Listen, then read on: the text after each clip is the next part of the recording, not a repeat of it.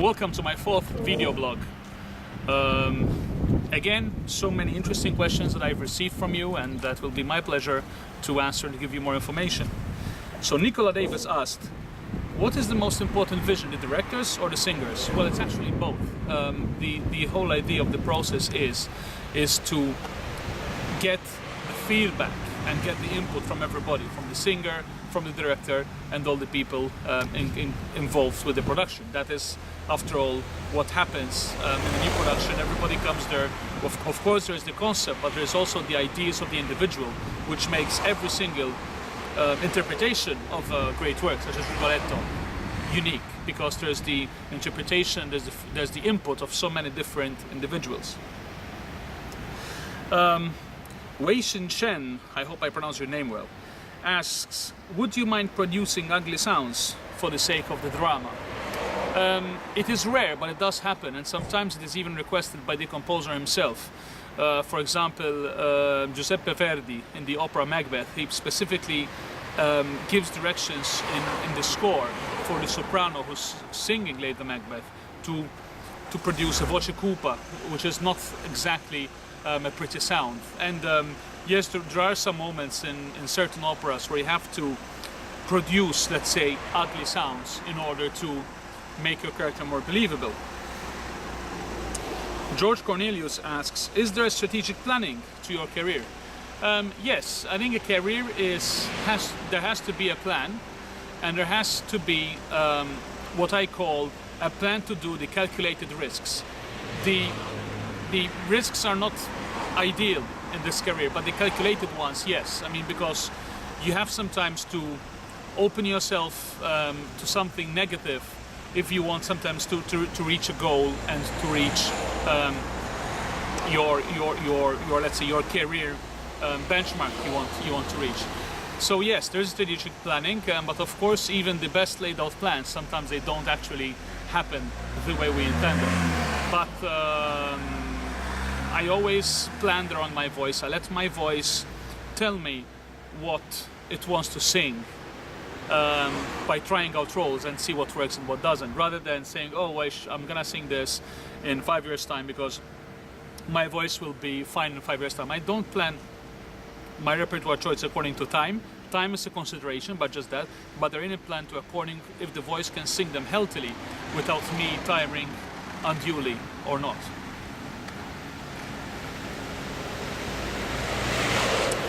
Florentino Zarate asks, are there particular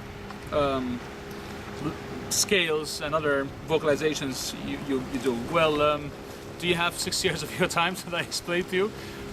Learning to sing is a long process. There's years and years of training, and it's hard enough to find a good teacher, and then you have to really find your voice and make it all equal and find the balance. It's a process that takes between 4 to 8 years, but you never stop learning. I mean, every time I go on stage, really, every night after night, I do learn something new, because the voice is changing continuously, because the body, we're not made of wood or iron or steel. Even an instrument which is made up of those things can affect it, let alone a voice which is growing. You definitely need to study all the time and to relearn your voice as you age and as your body changes. Another question is, do you take summer off? By Greg Castell. Yes, I do take most of summer off. One is to be able to live a bit normally like other people, because an opera singer doesn't have a normal life, and we're all the time in hotels, apartments, flights, and what have you, and sometimes I'm in 25 different cities in 21 different countries in 10 calendar months. So yes, summer I do take off to enjoy my family, to be able to do the things I cannot do when I'm singing, but also to study and also to learn new roles. It's important, again, tying to the comment I made before, to continue studying and to continue learning how to sing. Another question is by James Vallabondine. How important is physical appearance? Well, it's extremely important. I mean, if you're portraying the role of a young lover, you have to, as much as possible, look the role. Nowadays, the society, we're very visual, so we do have to to give importance to the aspect as well, to look as good as you can as an individual. Having said that, I still think, and many people still think, that opera should be about the voice. But there's nothing wrong in being believable in the part you're singing, because the more believable you are also physically, and also the way you behave yourself in the acting department, the more an impact your voice will have. Another question is, who would you meet from any personality from any walk of life, alive or dead, and how did their stardom affect you? I think that I would have loved, who wouldn't have loved to have perhaps Caruso, Luciano Pavarotti, and Mario Lanza, Mario del Monaco, Franco Corelli on one table. I think it would be fantastic, and Jussi Björling. Having all those egos, all those monsters of legends, really enormous legends of opera and of this art form, and the questions I would ask them would probably take days. So those are the few personalities I would have loved to meet from my line of work. Another question is, why so many tenors started as baritones? And this is from Patricia Andre.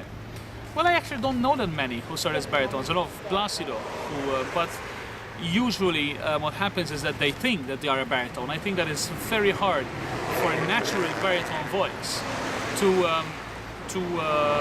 evolve into a natural tenor and have a great career. I think to have a great career as a tenor, you have to have a natural tenor voice. There are exceptions, of course, but exceptions do not make the rule, and I think that actually not many real baritones end up being tenors in the end. There are those who might think they are. And remember that having a baritone voice, not just about the range. Some people think that because they don't have the top notes, they're baritones. It's all about the vocal quality, the central, the medium vocal quality, and the timbre, which makes a voice, it gives it its registers. I know baritones with absolutely full baritone voices that are very comfortable singing high Cs. So, life is not fair, is it? Would you consider singing with pop artists? Yes, and this is by Mary Ann. Yes, I do consider, in fact I do already, and I think that one way to promote opera is to explain and show the audience, whether in a theater, whether in a small room, whether in a big arena with 30, 40,000 people, is that opera is not boring, opera is not outdated, opera is not for the cliché, opera is not for the elite. Opera is there to be enjoyed by everyone who has a good pair of ears. And I think that finding pop artists that love opera and to actually sing excerpts from it with them on stage is actually beneficial to opera. What's not beneficial to opera is pseudo-opera singers who call themselves opera stars who never actually sang an opera or a concert in their life. So I think that because then the audience will believe that that is what an opera singer, an opera star sounds like, and of course it's not the case. But a pop artist who has fun occasionally by singing a piece of opera, there's absolutely nothing wrong in it. He's not saying that he's an opera singer, and he's bringing opera to the masses, to more people. And I think that if we want to keep our theaters full and we want to entice more people to our medium, to this art, we have to go out and look for our audience, because we live in a society that is extremely bombarded with so many various forms of entertainment that unless we're going to compete in every way possible with the other forms of entertainment, we'll probably be fighting a losing battle. This is a really good one by Eric Fuchs. Did neighbors ever complain about my singing? Not so much the neighbors, but definitely my siblings. It's very hard to have a student opera singer in the house when you're trying to do your academic work in school, because I always had the excuse when I was told by my sister, "Oh, can you please stop singing?" I said, "Sorry, I'm studying." so that's just a few times, but yes, thank God we had a very big house so that everybody could have his privacy. Last but not least is what happens if you hate the director's vision, by Anne Lander. That's a good question, but it's not the job of an opera singer to pass out judgment on the director's vision. It's the job of the artistic director who employed him, is the job of the critics, and is the job, ultimately, the most important, of the audience who will show their approval or disapproval at the end of the show. Yes, I was in shows that I disagreed with the director's vision, with the metteur en scène, and but my job as a professional is to still give my full commitment to the role according to the director's vision, and because it is not my place or job to decide what to do or not what to do with this piece. I would only leave a production, I have never done so to date, only if the vision of the director is getting into the way of my singing. If my singing is going to be impaired or damaged in any way because of the director's vision, then I would leave. Till now, in more than 15 years of career, it never happened. So, thank you so much for your patience to listen to this blog. It was pretty lengthy as well, and I look forward to answering your questions on my new blog. Thank you so much. Have a great day.